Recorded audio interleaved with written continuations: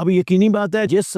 گرے پڑے بچے کو اٹھایا ہے کسی نے، اس کو تو اس کے باپ کا علم ہو ہی نہیں سکتا اور پتہ بھی چلانا ممکن نہیں ہے ایسے بچوں کا، تو پھر ایسے بچوں کا حق تو ہے نا، وہ انسان ہے، ان کو ملک کے اندر سارے انسانی حقوق حاصل ہونے چاہیے۔ یہ جو قانون ہے کہ لازمی طور پر باپ کی طرف ہی منسوب کرنا ہے، اس کے باپ کا نام لکھوانا ہے، یہ بات غلط ہے۔ ہمارے معاشرے میں کچھ بد نصیب، بد قسمت اور جاہل قسم کے خاندان، ان کے گھر میں بیٹی پیدا ہو تو وہ پھینک دیتے ہیں، اور کچھ خواتین جو بیرا روی کا شکار ہوتی ہیں، بسا اوقات وہ بھی اپنی بیٹیاں کچرے کے ڈھیروں پر ادھر ادھر پھینک دیتی ہیں۔ تو اگر کسی کو ایسی گری پڑی بیٹی ملے، اس کی ولدیت کا کیا کرنا چاہیے، یہ بعض ناظرین نے پوچھا ہے۔ محترم ناظرین کرام، قرآن مجید میں اللہ مالک الملک کا حکم ہے، ادعوہم لآبائہم ہوا اقسط عند اللہ، بچوں کو ان کے باپوں کے نام سے آواز دو، بلاؤ، پکارو، ان کے باپوں کے نام کے ساتھ ان کا ذکر کرو، یہی اللہ رب العالمین کے ہاں زیادہ انصاف والی بات ہے۔ اسلام کے شروع میں بھی اور جاہلیت میں بھی لوگ کسی کو اپنا منہ بنایا بیٹا بنا لیتے تھے تو اس کے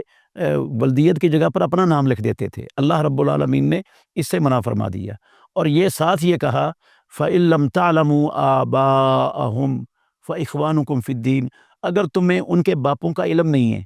تو تب بھی ان کو اپنی ولدیت نہیں دینی، اپنی طرف منسوب نہیں کرنا۔ فَإِخْوَانُكُمْ فِي الدِّينِ وَمَوَالِيكُمْ، اللہ رب العالمین نے کہا تب وہ تمہارے دین میں بھائی ہیں اور تمہارے دوست ہیں۔ موالیکم،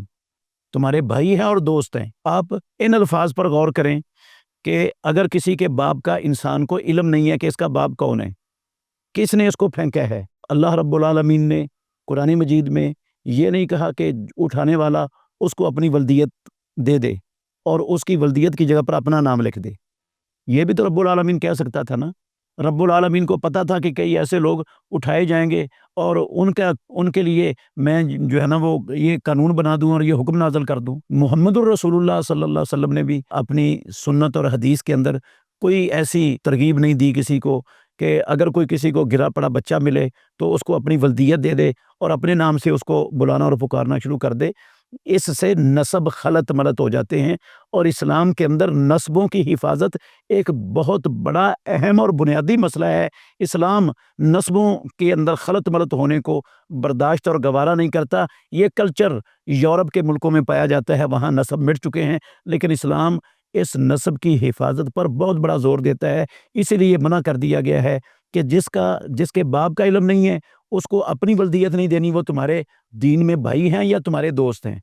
تو ہمارے ملک میں جو قانون ہے کہ ہر مولود کو اس کے والد کی طرف منسوب کیا جاتا ہے تو پھر اس کا بے فارم بنتا ہے، تب اس کا آئی ڈی کارڈ بنتا ہے، تب اس کو شہری حقوق حاصل ہوتے ہیں۔ اس قانون کے اندر ترمیم کرنا لازم اور ضروری ہے قرآن مجید کی اس آیت کے مطابق۔ اب یقینی بات ہے جس گرے پڑے بچے کو اٹھایا ہے کسی نے، اس کو تو اس کے باپ کا علم ہو ہی نہیں سکتا اور پتہ بھی چلانا ممکن نہیں ہے ایسے بچوں کا، تو پھر ایسے بچوں کا حق تو ہے نا، وہ انسان ہے، ان کو ملک کے اندر سارے انسانی حقوق حاصل ہونے چاہیے۔